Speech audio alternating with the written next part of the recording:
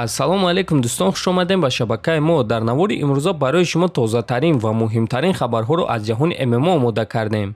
Барои пешравии канали мо лайкро гузошта 3-4 калима комментария нависен. мо боша наворро оғоз мекунем. дӯстон, агар ба шумо дороҳои гиёҳӣ бо сифати баланд ва нархи дастрас дар кор боша, пас мо ба шумо беҳтарин ширкат шифофарморо тавсия медиҳем. дороҳо барои шахсони хунукзадагӣ, барои қавӣ кардани мардонагӣ, барои хароб ва фарбеҳшавӣ, риши мӯйсарбарорӣ, равғани сиёҳдона барои ҳамаи дардҳо ва боз бисёр дигар дороҳои гиёҳии босифат. худи ҳозир ба номерҳои дар рӯи экран буда занг зада дороҳои даркории худро дастрас кунед ва ҳатман аз номи канали паҳлавон гап занед. ҳамин гуна дӯстон, шумо ҳам дороҳои даркории худро ба даст меоред ва ҳам канали моро сахт дастгирӣ мекунед. президенти UFC Дана Уайт гуфт ки ба Ҳабиб Нурмагомедов муҳориба бо қоидаҳои греплинг пешниҳод кард, аммо Нурмагомедов ин пешниҳоди Уайтро рад кард. чанд рӯз пеш ман бо Ҳабиб ба алоқа баромадам барои пурсидан ки оё барои ӯ ягон чиз шавқовар ҳаст ё не, аммо ӯ дар ҷавоб гуфт ки бародар, ман карьерамро ба анҷом расондам. барои ҳамин ман фикр мекунам ки Ҳабиб ягон вақт барнамегарда. ман ба ӯ муҳориба бо қоидаҳои ММА пешниҳод накардам. ман ба ӯ муҳориба бо қоидаҳои греплинг пешниҳод кардам, аммо ӯ гуфт ки карьерашро ба анҷом расондааст. фикр мекунам ки вақте ки падари ӯ гузашт, ин чиз барои ӯ зарбаи сахт шуд ва акнун Ҳабиб барои худ ҳадаф гузоштааст ки ба дигарон тамрин диҳа ва онҳоро чемпион кунад, гуфтааст Уайт.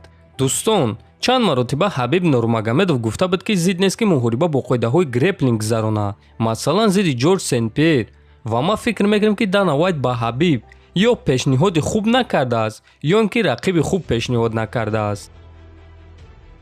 чемпиони Eagle FC дар вазни нимёна, варзигари ҷавон ва бебохти тоҷик Самандар Муродов шаби гузашта порчае аз омодагиҳои худро нишон дод. биёед тамошо мекунем.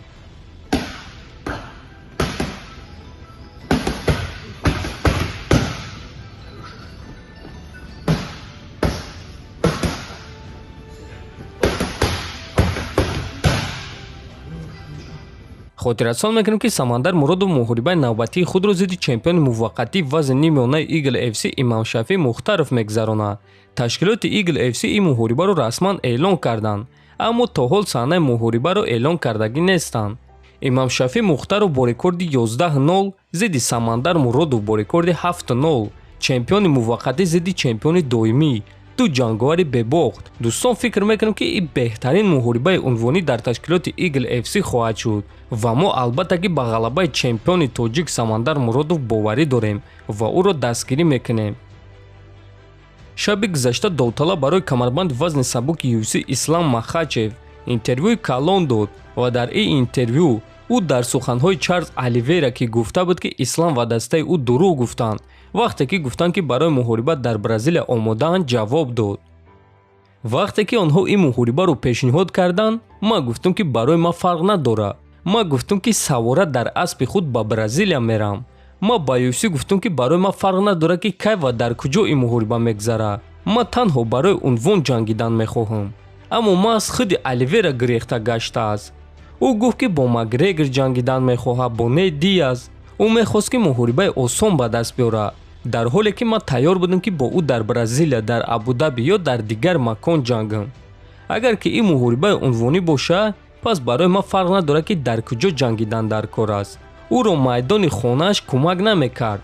вақте ки қафас маҳкам мешавад, ки ба ӯ кӯмак карда метавонад. барои ман фарқ надорад ки муҳориба дар куҷо мегузара. аммо агар ки ин чиз барои ӯ муҳим боша, пас Оливейраро проблемаҳои калон интизор аст, чунки дар майдони Абу-Даби одамони ма ҷамъ меоянд ва ҳамаи онҳо маро дастгирӣ мекунанд, гуфтааст Махачев. ва ҳамчунин дӯстон, Ислам Махачев гуфт ки Чарлз Оливейра ба ғалабаи худ боварӣ надорад. ман фикр мекунам ки ӯ ба ғалабаи худ боварӣ надорад. вақте ки ӯ визов медод, ӯ номи любой касро гирифт ба ғайр аз номи ман. ман рақиби душвор барои любой ҷанговарам, чунки ман доимо як нақша дорам: ба замин афтондан, дар замин идора кардан, хаста кардан.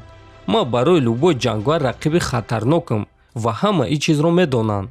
агар ки Чарлз ба Абу-Даби бо формаи хуб биёя, моро муҳорибаи беҳтарин интизор аст. бешубҳа, фарқ надорад ки моро чанд раунд интизор аст. ман барои ҳамаи чиз тайёрам. барои бо ӯ дар стойка ҷангидан, дар греплинг қуввоозмоӣ кардан, гӯштин гирифтан. Ин ҳадафи ман аст, орзуи ман ва ман хеле вазнин тамрин карда истодам, то ин ки ба ин ҳадафу орзуи худ расм. ман дар формаи хеле хуб ба муҳориба мебарам, гуфтааст Махачев. дӯстон, дар ҳақиқат агар ки мо мотиватсияи ҷангвароро ба назар гирем, пас мотиватсияи Ислам зиёдтар аст, чунки ӯ ҳоло чемпион шудагӣ нест, ӯ маззаи чемпиониро чашидагӣ нест ва ин орзуи ҳар як ҷангвар аст, чемпион шудан. барои ҳамин ӯ ҳама кори аз дасташ меомадагиро мекунад. Оливера боша аллакай чемпион буд ва Ислам барои ӯ боз як рақиби дигар аст.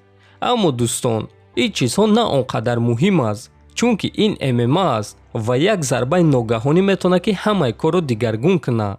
барои ҳамин муҳорибаи онҳоро интизор мешавем ва мебинем ки кадоме аз онҳо дар ин муҳориба ғалаба ба даст меорад. ҳатман дар канали мо обуна шавем, фикру ақидоатонро нависен. то боздид хонободу сарбаланд бошед дӯстон.